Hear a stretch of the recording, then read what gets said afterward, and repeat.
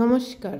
আজকে আমি একটি আমাদের ত্রিপুরার রেসিপি বানাবো। তার জন্য কাঁঠাল আর সিমের বিচি নিয়ে নিলাম।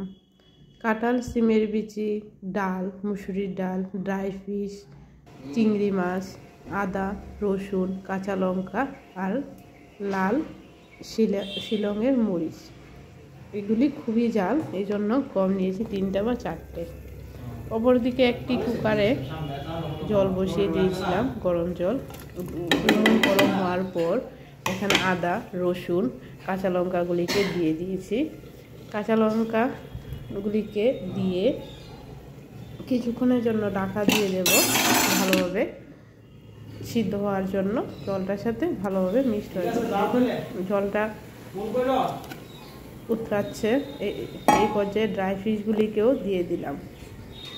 ড্রাই ফিশগুলিকে দেওয়ার পর আরও 5-6 মিনিট অপেক্ষা করব। অপেক্ষা করার পর যখন ড্রাই ফিশটা জলের সাথে মিশিয়েছে তখন ডালটা দিয়ে দিয়েছি। ডালটা দিয়ে দিয়েছি সবগুলি ডালটাকে দিয়ে আবার কিছুক্ষণের জন্য অপেক্ষা করব। 2-3 মিনিট পর লবণ দিয়ে দেব পরিমাণ মতো।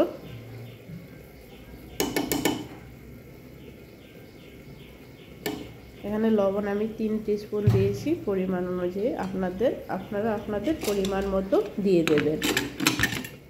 তারপর কিছুক্ষণের জন্য ঢাকা দিয়ে দিয়েছি। ঢাকা খুলে এই দেখুন, ঢাকাটা খোলার পর ড্রাই ফিশগুলি আর ডালটা মোটামুটি মিক্স হয়ে গেছে।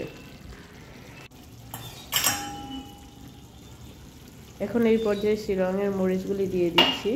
এগুলি খুবই ঝাল, আমি 2 বা 3টে একসাথে মিক্সার করে দিয়েছি। এটা ভিডিওটা করা হয়নি কারণ আমি নিচে একাই করি। এখন সিমের বিচি বা ছয়ের বিচিগুলি, কাঁচা সিমের বিচিগুলিকে নিয়েছিলাম। এই পর্যায়ে সিমের বিচিগুলিকে দিয়ে দিচ্ছি। সিমের বিচিগুলিকে দিয়ে একটু অপেক্ষা করব। এটা সিমের বিচি ডালটার সাথে মিশে যাওয়ার পর কাঁঠালগুলি দিয়ে দিচ্ছি। সবগুলি কাঁঠাল ধীরে ধীরে দিয়ে দিব এটাতে।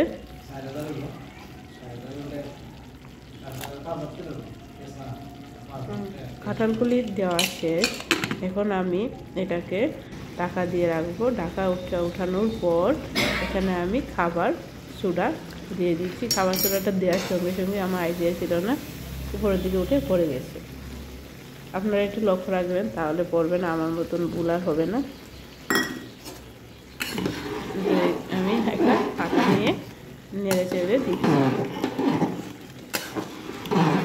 খাবার সোডাটা দেওয়া হয় কারণ এটা একটু ভালো সেন্ট আছে এবং তাড়াতাড়ি সবজিগুলি সিদ্ধ হয়ে যায়। তো এখানে খাবার সোডাটা দিয়ে ভালোভাবে নেড়ে দিচ্ছি, ভালোভাবে একসাথে মিশে যায় সবটা সবজির সাথে।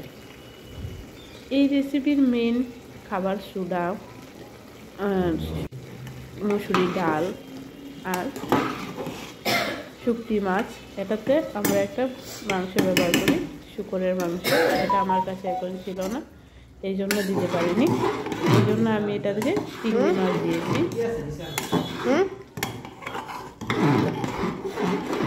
চিংড়ি মাছটা দিয়েছিলাম। এখন মোটামুটি হয়ে গেছে আমার চাকুই। এই পর্যায়ে সেন্টের জন্য লেবুর বাকলাগুলি দিয়ে দেবো বা চোকলা। আর এখানে লেবু পাতা দিতে হয়, আমার কাছে লেবু পাতা নেই, এই জন্য লেবুর বাকলাটাই দিচ্ছি। এটাতে খুব ভালো সেন্ট আসে।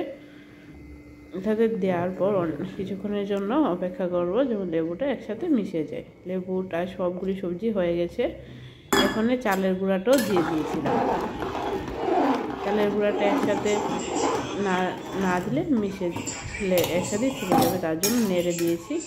নেড়ে দিয়ে কিছুক্ষণ পর ধনেপাতাগুলিকে দিয়ে দিলাম। ধনেপাতাগুলিকে দিয়ে ভালোভাবে নেড়ে দিচ্ছি।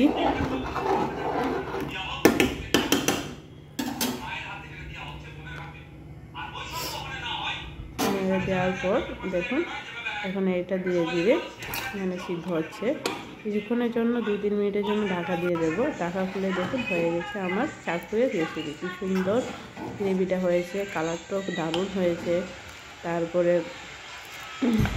সিদ্ধটাও খুব ভালো হয়েছে, খুবই টেস্ট হয়েছে। দেখুন চিংড়ি মাছ আর কাঁঠাল, সিমের বিচি সবগুলি কি ভালোভাবে একদম পারফেক্ট হয়েছে। সকালে খাবার সাথে বা দুপুরে খাবার সাথে এত ভালো লাগে, গরম গরম ভাতের সাথে কোনো মাংস বা ভালো মাছের রেসিপিকেও আর মানে আমার চ্যানেলটা যদি ভালো লেগে থাকে, আমার রান্নাটা যদি ভালো লাগে, সাবস্ক্রাইব